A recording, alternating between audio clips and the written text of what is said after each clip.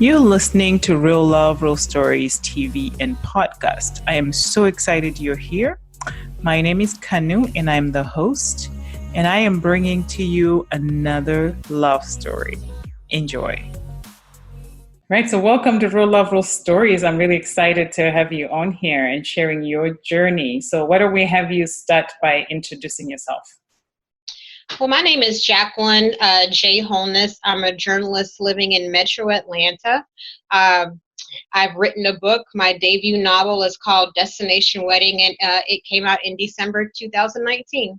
Congratulations. Thank you very much. Yeah, so we'll talk about that book a little bit later. But to start with, let's just talk about your journey. What has your journey been like to finding love? Well, it's been a very twisty journey, lots of twists and turns. And it kind of had to start with my mother, because my mother got married when she was 30 years old, which was, somewhat older for that time period. So I always thought to myself, I probably won't get married any sooner than my mom did, but I didn't know it was going to be at 39. I thought it'd be closer to 30.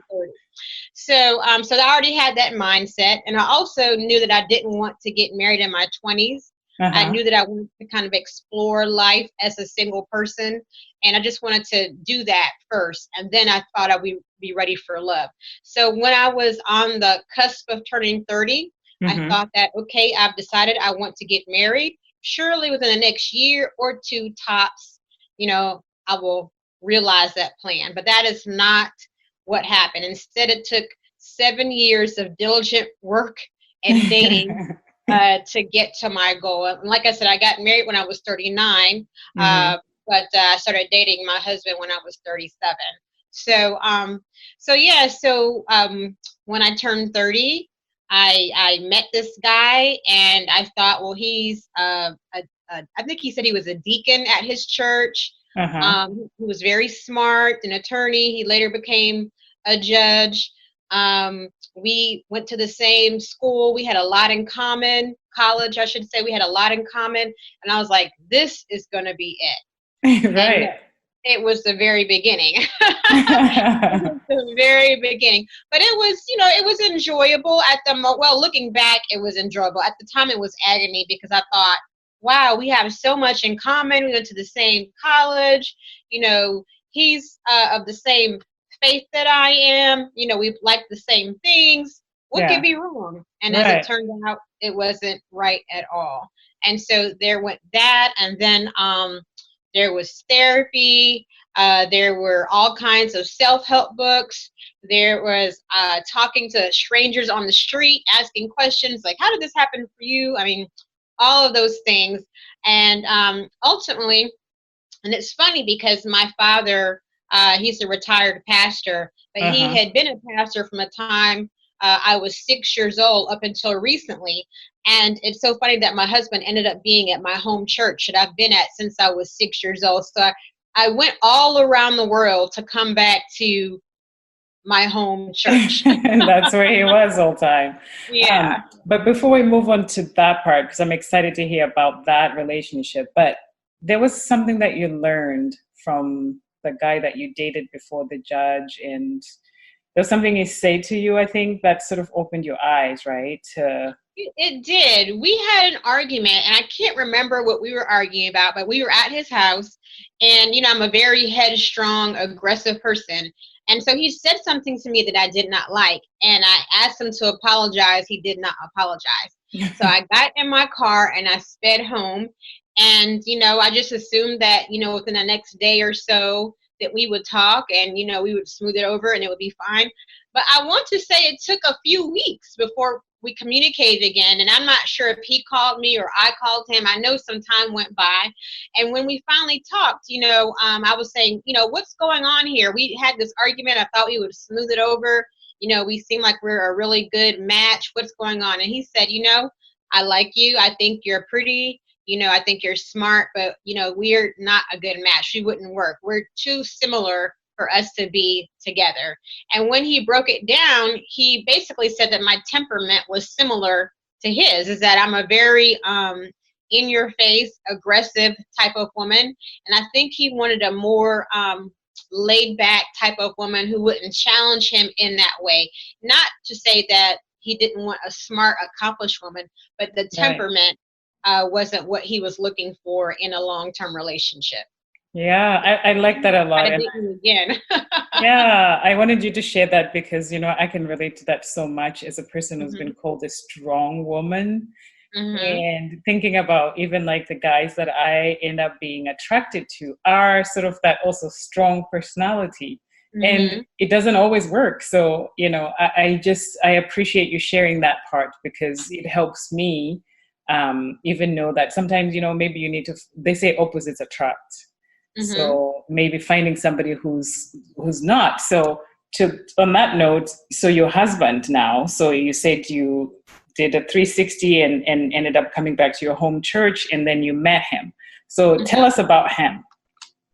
Okay. Well, I met him originally when I want to say 34, 35. So about 4 years passed with dating and so forth, different men that I had dated before came back around, all of that kind of thing. And when I met him, he was a friend that I grew up with in church. And this friend told me, he said, you should consider my friend. But I don't know, I guess I've always, because I'm a person who is aggressive and goes after things, I think I've thrived to a certain degree on challenges, because of challenges. And I could just tell that he really, really liked me. And maybe I felt intimidated by how much I could feel it. Maybe, I don't know what it was. Like, it was something that I can't really put my finger on, but it was something that kind of repelled me at the time. And I was like, no, I want to, I want to get out there. This is not what it is. This is too simple. It's not, whatever. And so I remember I went on a cruise when I was 35, and I remember showing my friend who wanted to introduce me to him and that guy the pictures from the cruise. And so it just so happened that this man who used to be the pianist for our church, he walked past and he said, if you're going to get married, you need to hurry up and do it before I die. He was an elderly man. I just kind of looked at him, and then my husband, Robert, who is, then just a guy, and now my husband, he said, I'm trying, but she won't give me any attention. And I remember looking, I was like, whatever. So that happened when I was like 35. And so, and it took a good 2 more years of time before I said, okay, I'm open to this. And what happened was, I think I was just tired. Well, I know it wasn't that I think I was just tired. I had dated this man, and we had dated when I was closer to 30, but now I was closer to 36. So time had gone by, and I thought because of the time going by that we had both kind of warmed up to the situation, that he was finally ready and I was ready. He had gotten out of a divorce. So when we dated the first time, he was kind of gun shy, and I was going through some challenges. So I said, well, this time it'll work. Well, 2 or 3 months into it, it just like blew apart. And that was in November of 2009. And I was just so heartbroken because I thought I had been through all of this. At this point, I had gone from 30 to 36. Surely in 6 years, something is going to work out for me. And when that blew apart, I just kind of lost hope. I said, you know what? I'm okay being single. I'm just going to be happy being single. And I'm just going to put that part of my life to the back burner because it's just not working for me. I've done everything that I know how to do, everything that I feel like I was led to do, and it's just not working. So by December, the next month, I told my now husband, then just a random guy at church, what was going on and why the relationship broke apart. And he said, that wouldn't happen with me. If you give me a chance, it wouldn't. I said, well, that's fine, but I really don't have a lot of hope for that. So 2 months later, there was a snowstorm in Metro Atlanta. And if you've ever been to Metro Atlanta, we shut down when it snows outside. It could be like 1 inch or 2 or everything shuts down. Everything shuts down. So he came over to see me because I was sick, and it just so happened that a snowstorm happened at that time. And so we were snowed in. He stayed over for about 2 to 3 days, and he had brought food over. And by the time he left, we decided we were going to be a couple, and that's really been it. So now it's been 10 years this year that we've been together. Oh, that's so awesome. So he pursued you for how many years? So roughly from 35 to 37. So 34, 35, 37. Yeah. Okay. And then it took Mother Nature, the snowstorm to happen. And then, and he brings you, oh, that's so sweet. I think that was a very nice touch for him to care for you. And then you realize in that time that, he's the one. Yeah. But, I had to go through all of that because I had to sort through what the essential qualities were that I was looking for in a guy. Like I told you, the very first guy that I dated at the beginning of this process, he gave me a clue. So it seemed like every relationship I had, I was provided a clue as to what would work for me. So that's so awesome. That's interesting because definitely I think, they say you always learn something from every relationship you have. So I wonder what it would look like even for me to go back and look at like all the guys I've dated and see if there was a lesson learned in there somewhere. And good for you for even, seeing it, right? And then learning from it. So yeah, that's awesome. So you've been married, how many years did you say? Well, we've been married for 7 years in August, but we've been together for 10 years. So it was February 2010 when we were snowed in. So, yeah. Yeah. Congratulations. Yeah. So as you mentioned earlier that you wrote a book, and remind us what the book is again, and then tell us a little bit about it. Okay, so the name of the book is Destination Wedding, and it's based on a real-life ABC News Nightline report that I saw in December of 2009. And as I said before, in December 2009, I was just coming out of a relationship that devastated me. And so when I saw this report, it was late one night, almost Christmas. And, Christmas is a very romantic time of the year. Yeah. And, it's cold outside. People are like cuddling together. It seems like everyone is in a relationship but you. And so by the Christmas parties are happening and all that. Yeah. Right. Christmas parties are happening. People are, dressing scantily clad, maybe they can meet somebody at the party or whatever, even though it's cold outside. And so leading up to Christmas, I was at home one night. It was 11 o'clock because Nightline comes on about 11 o'clock at night. And so there was a report, and it said that 42% of Black women in America aren't married. And they focused in on women in Atlanta specifically.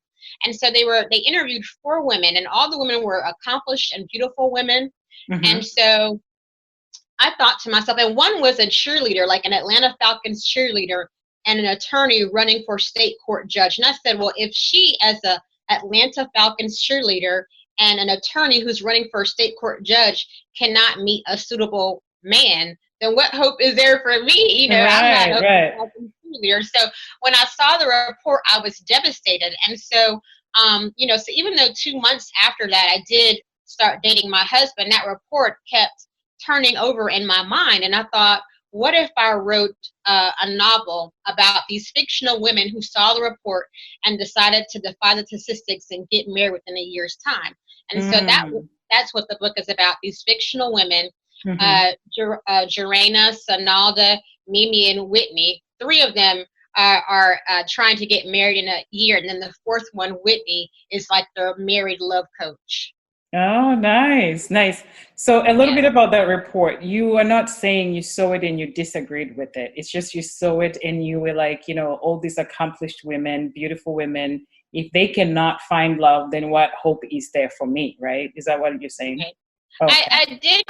I wanted to disagree with it, honestly, because I felt very attacked. At that point in history, there were a lot of news reports about Black women and our terminal singleness. There were, I want to say, a good 5 or 6 articles, broadcasts, different things that were happening all, at the same time. So I felt very attacked. But in my heart, I knew it was true. But I wanted to show people, no, it doesn't have to be like that. I didn't want to be pitied. And I felt like I was being pitied. Yeah. So in those 4 fictional women that you showcase in your book, what happy endings do we have for them? Without giving away the books, you want people to buy it. Well, I will say this: you would assume that there's a happily ever after, and there is, but it's not a stereotypical ending. What I Mm-hmm. wanted to focus on is the lessons that the women learned about themselves and love, it specifically and generally. So that it's not a stereotypical ending. Mm-hmm. I will say that, but there is a happily ever after for the characters, but not a stereotypical way. And so for each of the characters, even the married character. Okay. That's awesome. So, I will include the link. I think it's on Amazon. I'll include the link in the show notes, and people that want to read it can click and easily buy it on Amazon and enjoy the book that you've written. So, congratulations on writing that book. Thank you very much. It's on Amazon, Barnes and Noble, Target. So, you have a wide variety of choices. Yeah, that's good. That's good. So, speaking about you being a Black woman and living in Atlanta, from what people say, Atlanta is like the capital, right? Like where in the United States where you want to be when you're a successful Black woman and also they're Black men. So what is the dating scene like? I know you're married now, but based on like from what your friends say and what your experience is like, what is it like to be in a city like that and also be frustrated, I guess, like you were before? I don't know that much has changed since I got married based on my single girlfriends. I don't Mm-hmm. know that much has changed, but I really do feel that it doesn't matter where you are, it's your particular mindset. I believe that, you can meet a man anywhere. It's your particular mindset. And that's one of the things that I communicated in the book. Mm-hmm. There are structural problems that make partnering as Black people difficult. That's true, and that's not to be disputed. There have been various books. There's a book coming out at the end of the year about that. So, Mm-hmm. there are things that validate that premise. However, I do think your mindset is the most important factor when you are trying to mate wherever you live. I So. see. Yeah, which actually reminds me, when I spoke with you before, you were telling me about, even you mentioned it earlier, that there were several things that you did in the 7 year span where you were trying to yeah, maybe self-care, develop yourself, and then also, get in that journey of finding love. So can you talk about some of the things that you did for yourself to get to a space where you change your mindset and you are open to love? Well, one of the things I did from that first relationship that I mentioned, I found a mentor. There was a woman in some groups that I was in who seemed to have it going on as far as her dating life. She was a single woman, but she just seemed to have a very happy and healthy approach to dating. It seemed like she always was dating and having a good time, Mm-hmm. and she's a good 20 years older than me. So I said, well, and at the time if I was 30, so she had to be like 50. So I'm like, well, if she's a 50-year-old woman and Mm-hmm. she's having a good time dating and and doesn't seem to be in the stress like I am, and maybe I could learn from her. So that was the first thing that I did. So we started having a lot of conversations about men and the type of men that I found myself attracted to or who were attracted to me. And Mm-hmm. she really gave me a lot of sound advice. And I want to say that happened over the course of like a year or so. I mean, I would call her whenever something would go wrong with the guy that I was dating or someone else I'd seen. And one of the things that she advised me to do that I had never thought about doing before was to Mm-hmm. take breaks in between each dating situation. So Oh, okay. so after every dating relationship, I would take a 6-month break. Okay. And and it seemed intuitive to retreat in order to go forward, but it helped me a lot because during that 6 months I could kind of debrief, I guess, Mm-hmm. Mm-hmm. regarding the relationship, and I would just kind of get back into myself and why I love myself first, so that when I encountered the next man 6 months later, I came from a position of strength and not from a position of, pick me. You know what I mean? Like I didn't, it was just like I'm cool being by myself. I would Yeah. like to mingle, I would like to get to know someone, but if that doesn't happen, I'm totally fine with it. So that was one of the tools that she taught me that I would recommend to any woman who's getting out, who's having trouble with relationships. Take Mm-hmm. some time for yourself in between situations to make sure that you are that you know what you want and maybe what would have done better, or maybe that you didn't do anything wrong, that maybe it was a guy, you know, whatever the situation is, to take that time. And then also I read a lot of books. I'm a voracious reader anyway, but any book that I would just happen to see, you know, on television or online, if it remotely replied to me, I was reading it. I read The Rules. I read The Real Ruse. I read He's Not That Into You. I mean, I read all kinds of books that I thought appealed to me. And, you know, so of course that would be different for anyone. I went to therapy, even though I grew up in a very stable household. I said, well, let me just take a look at my childhood, you know, just to see if there's anything that's, you know, affecting how I date. What I found, there were some childhood factors that did affect, you know, how I chose, you know, what I chose. And so I was able to kind of tweak that through therapy. So, you know, those are just I went to church services, you know, those are just like a sampling of the things that I did, you know, and it was, and when I look back on it, at the time it seemed hard, but when I look back on it, it was fun. You know, it was definitely an adventure. Yeah, that's good. I mean, I like that, because I think, you know, and you know, I even like the fact that when you get out of a relationship, you take time, take a break. It's something that I never considered, and I think a lot of people don't consider. And sometimes we feel like we need to get from one relationship to another, because being alone and being single sometimes is hard for people. So I love that advice that your mentor gave you, to take time off. And just you know, this idea that you saw somebody who was having fun dating and who was being successful in dating, and then, you know, you went and sought them to be your mentor. And, you know, and them having this really sound advice, I think that's really, really good. And also just going to therapy, I'm a therapist, so from that perspective, I'm like, that's great. We always need somebody that we can talk to, who, you know, doesn't have any biases against us, who's there to like sort of guide us through and process things. So that's, you know, that's a big thing. And the church, going to church and immersing yourself in church, this is something that my pastor actually told me.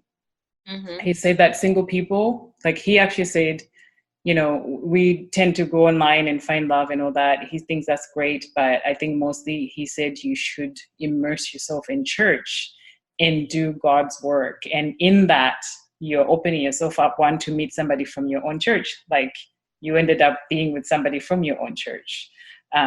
So for me, a person who, for the longest time, I would just go to church on a Sunday and leave and never get involved in any of the activities of church, you know, that stopped me from being exposed to even know, like, are there any single men in this church? I wouldn't know.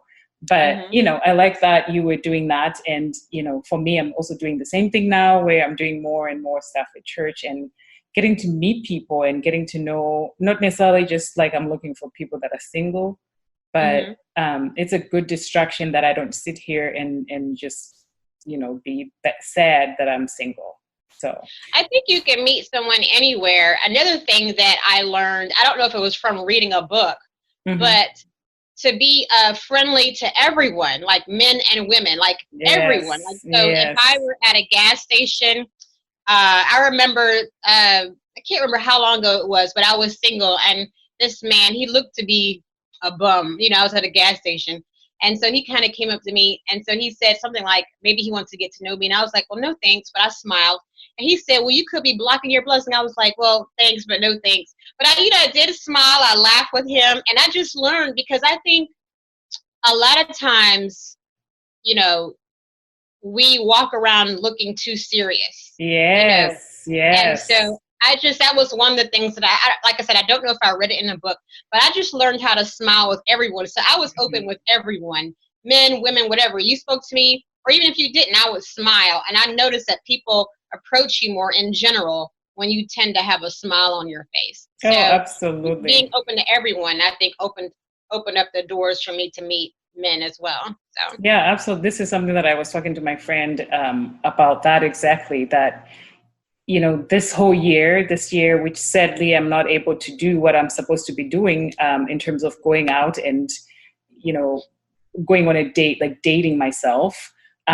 So I started off by doing that this year, where I go, because it was always uncomfortable for me to sit at a bar or to sit in a restaurant and just enjoy a meal by myself. So part of this year is I'm doing that, dating myself and going and talking to people. And, I'm always smiling, but, like intentionally smiling and talking to people. It doesn't have to be like a single person, anybody. It could be a couple. It could be anybody that's out there. Being open to that. I think when you walk around with that smile, that openness, actually it makes it easier for the guy who's single to actually see that and notice you. I think so. So I like that. This is exactly, and part of the stuff that I'm working on with the Black Women's Advantage that I told you about. This is exactly, that strong personality. We tend to walk around with this really serious look and don't talk to me, that is one of the things that I talk about in there. So yeah, thanks for sharing that. Talking about the single person, what advice would you have for somebody who's single? Because this podcast is really to give hope to people that are single. What advice would you have, since you actually went through the journey and now you're happily married? So if somebody's single that's listening, what would you say to her? Well, I would say that take stock of who you are at the moment. Take stock of your experiences, what your experiences have taught you. Just don't think that things happen to you. Think that they happen for you.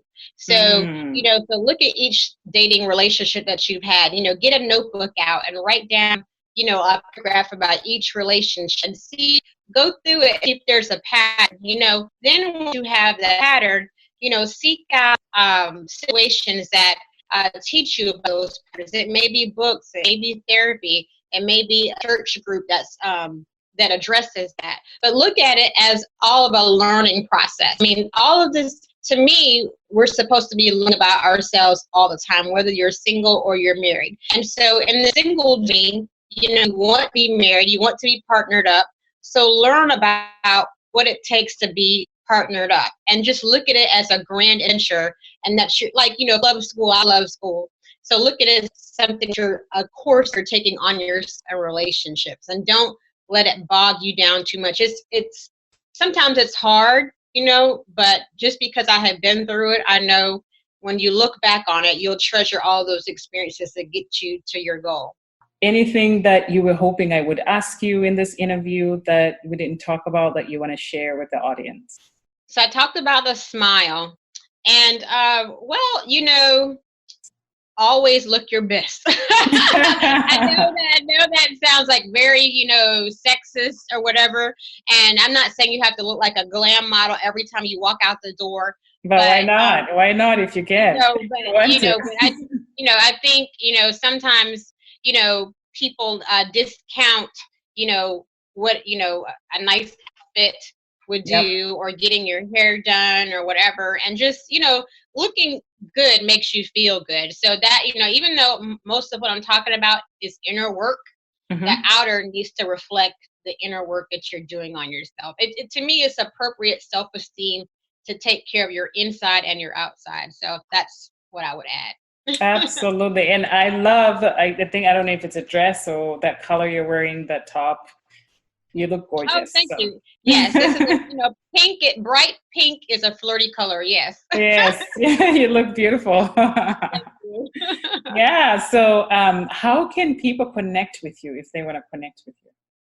Okay. Well, I have a website. It's after AFTER the altar, after the altar ALTAR call. CALL.com. That's my website. So anything you've ever wanted to find out about me is at that website. And you could also Google my name, Jacqueline Holness, HOLNESS, and my website will pop up if you don't remember that website name. Nice. Are you also on social media? Yes. So at Twitter, you can find me at Jackie H. Writes, as well as Instagram, Jackie H. Writes, and also Jackie Holness on Facebook. Nice. And again, the title of my novel is Destination Wedding. Awesome. Thank you so much, Jackie, for being on Real Love, Real Stories and sharing your story. Thank you. I was happy to do it. Thank you. Thank you so much for listening and all the way to the end. I am genuinely so grateful. So now you can continue to show your support in a few different ways. The first one is, if you can think of someone who might benefit from this episode, please send it to them. And the second thing is, we all are on social media, Facebook, Instagram, and the like. So please share this episode. And I love it when people tag me to their post. And 3, head over to iTunes. You can leave a review and you can rate this episode. All your feedback is very helpful and it helps this podcast get visible so others can listen to all these great stories. Thank you so much. Till next time.